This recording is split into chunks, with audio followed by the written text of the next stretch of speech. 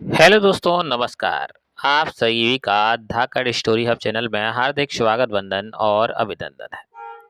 तो दोस्तों, आज बहुत ही अच्छी मोटिवेशनल स्टोरी हम आप सभी के लिए लेके आ गए हैं। तो कहानी की शुरुआत कर देते हैं। बहुत दिनों की बात है, किसी शहर में रमन, घीसा और राका तीन चोर रहते थे।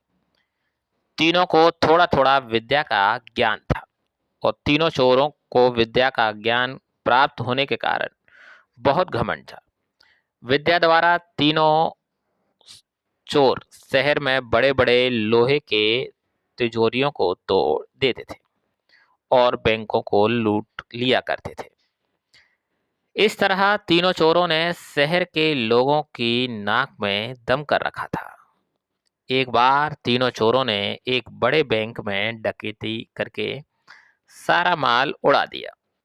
तब पुलिस को खबर लग हुई तो तीनों चोरों को पकड़ने के लिए तलाश करने लगी, मगर तीनों चोर पास के ही एक घने जंगल में भाग गए।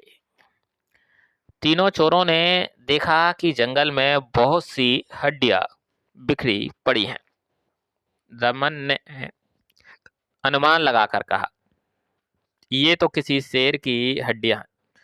मैं चाहूं तो सभी हड्डियों को अपनी विद्या के ज्ञान द्वारा जोड़ सकता हूं। घीसा को भी विद्या का घमंड था, सो वह बोला, अगर ये शेर की हड्डियां हैं तो मैं इनको अपनी विद्या द्वारा शेर की खाल तैयार कर उसमें डाल सकता हूँ। रमन और घीसा की बात सुनकर राका का भी घमंड उमड़ पड़ा और उसने कहा, तुम दोनों इतना काम कर सकते हो तो मैं भी अपनी विद्या द्वारा इसमें प्राण डाल सकता हूँ। तीनों चोर अपनी विद्या का प्रयोग करने लगे।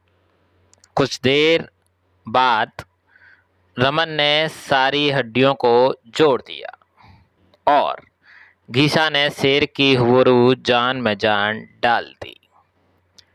थोड़ी देर बाद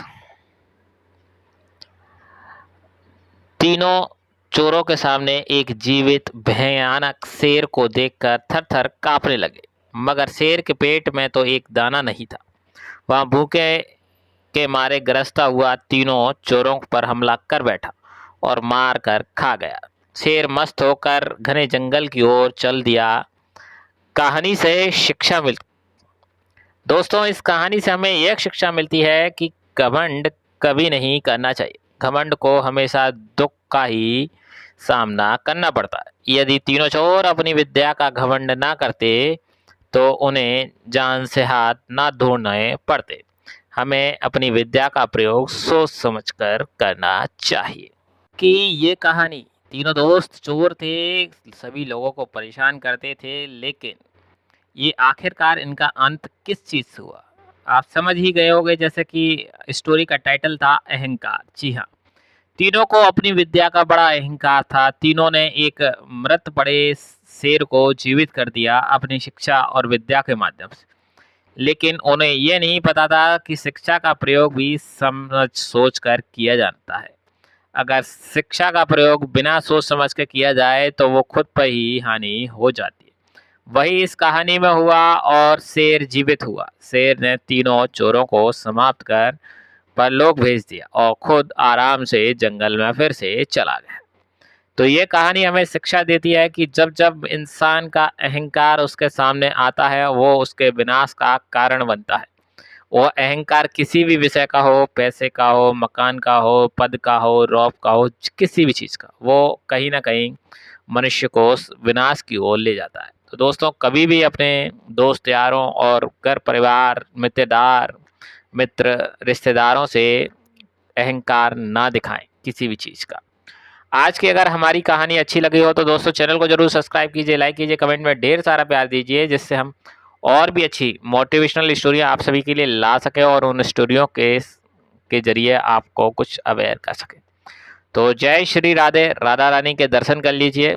हम सब पर राधा रानी की कृपा बरसती रहे, ऐसी मेरी मनोकामना है। बोलिए जय श्री राधे। प्लीज़ चैनल जरूर सब्सक्राइब करें। धन्यवाद।